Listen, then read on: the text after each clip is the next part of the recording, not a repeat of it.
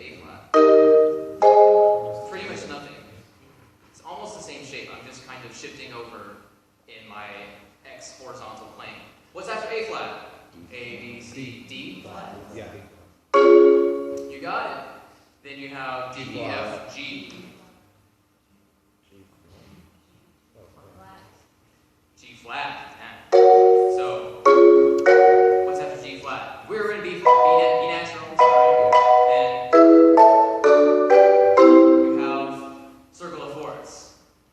What's cool about this, though, is that you have shapes that you make, right? 5 main shapes. You have a straight line for C, F, G, G flat. It's all one straight line. For all the E flat, A flat, D flat, you have this shape, which you have 3 up, 1 down.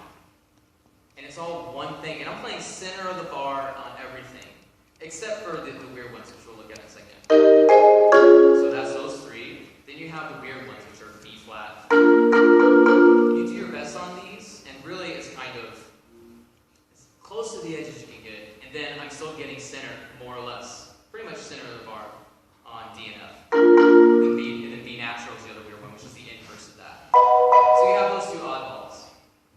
And then your naturals, and you have E, A, and D natural. And those are all the reverse of these flats. You were here, then you have this shape. And it's all one straight line with 1 oddball up here. And then all you have to do for this, I barely have to move anything to hit those chords at all. Or I don't have to change the shape. I can just move laterally. But how does that work in context? That was a long explanation to show you that if you play this as an exercise, you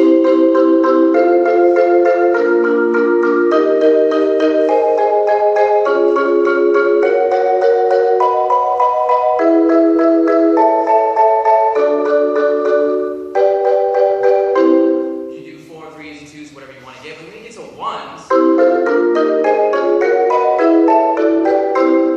you just move, and you have shapes. That's all you have to think about are shapes. And it goes with efficiency of motion. You're thinking, I have 4 shapes. Once you learn where those are, and where your chords are, you're going from chord to chord. So that's one thing. One thing I see most often people have trouble with is getting around correctly. And these shapes, these appear everywhere. In all kinds of pieces, you see these everywhere. It's not every shape that you see, but you get used to the idea of snapping to these positions. Okay, then the second thing I want to talk about. This should have been probably number 1, but it's how to change intervals. This is with Stephen's script, if you want to call it that. But this is with Stephen. So how do you change intervals? You have this idea. You have a perch right here, and you kind of open and close. You have your windshield wiper thing. But what happens when you have to play a gigantic interval in your left hand or something like that? It happens more than you know. Like there's in Evelyn Glennie's A Little Prayer, you have shifts from you have to get to the optional octave G below, which you should definitely be playing. But so how are you supposed to get to that place? Well, you have 2 options for you. You have Stephen's roll, which is you kind of roll and you pull with your middle finger to get it into this pocket, which exists. Goodbye. Which exists Me. right here. So you have this secondary position here, which allows you to get almost completely flat. And then there's the flick, which you can just do this anytime. Goes with the idea of moving more. You can sit in your classroom and do this with a pencil. You can do whatever. You flick and catch. Flick and catch. So that you have an octave plus, you're back to a second. Octave plus, you just sit and do this with both hands. You can get this better anywhere. At any time. But you'd be surprised. You see people and they struggle and they can't quite get there. And that's okay. But once you understand these techniques, you can start moving more and things will get better for you so much. So now, the second problem that you see all the time when you go into different kinds of music that's not marching band machines. Is that Is that you? Is that you? It's awesome. It's awesome. But when you get outside of the marching drum, because it's been a whole long period of my life in the marching world. Drum corps, there's some indoor stuff. But there's one big difference, and the concept of, for instance, of the accent versus the tap, where you have a 16-inch extension of an accent and then a baby tap, which is like 2 inches maybe, depends on how you want to define it. So you're sitting here doing this. And then therefore every percussionist who gets to college, their concept of accent tap is still this. And they don't realize that once you're not in that world, you're in this world of other more expressive music. Actually, it's a whole new world.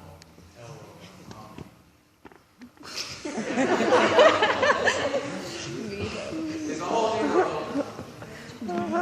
You have this giant spectrum of what an accent has to be. And it's totally dependent on the context of the music that you're playing. You see accent, if you're playing some sensitive piece and you're still stuck in this idea of playing a 12-inch accent versus a tap, you're gonna get it's not gonna work. You're gonna get yelled at by whoever's in charge or something. But what's worse is that it's not gonna work for the concept of the instrument. And unless you are already starting to break away from that, or you have people around you who are introducing that to you. I hope that you do, but there's this really vast world out there for you. Moving more, I probably learned most of my technical ability at home. I would go to school, I go to marching band rehearsal or whatever, and I come home and I sit on the couch and watch Dragon Ball Z, and I would work on whatever. I would sit and do the windshield wiper. And if you're a beginner and you're trying to get started and you don't know what to do and it just won't work for you, that is my suggestion. Do not give up. Continue. Go home or wherever you can go. Be like, I want to do this. It doesn't feel right. The only way it gets better is if you try. You have to keep moving more. And probably the biggest problem, like I've been saying, is that people get into college or they get onwards, and their technical and musical capabilities are limiting their upper capacity for performance, and they're not able to do what the music demands of them. They're at the mercy of the music instead of the music being at their mercy. It should be flipped. So yeah, it's a whole new world. Princess Jasmine. Move more. We have this. If you move more, you will succeed. The problem is, people go home, people just like, they have a lesson, and they get assigned a piece of music, like C fractions or something like that, or just an exercise, and they feel like they're not connected to it, or some people have that problem. But if you're able to continue, go home, take these concepts, don't worry, have an idea of what you want to do, have a vision for why you're playing percussion in general. You've got to have this idea of where you see yourself. Or I find this awesome piece like Land or something, or any of the new Trevino stuff coming out, or the Kiko stuff, it's like really cool. If you want to play some of that, it requires you to learn new skills. And if you wait for your lessons instructor or somebody, or just to magically learn it, it's never going to happen. Just go home and Google it, or watch the guy in the video, or whatever, and just do it. There aren't any rules. I mean, there are rules that you can find in method books, but I mean, those are just suggestions. You don't have to abide by everything. Just do it. Just keep moving, move more. And that's all I have to tell you. That's actually So, worked perfectly. Thanks very much for your attention.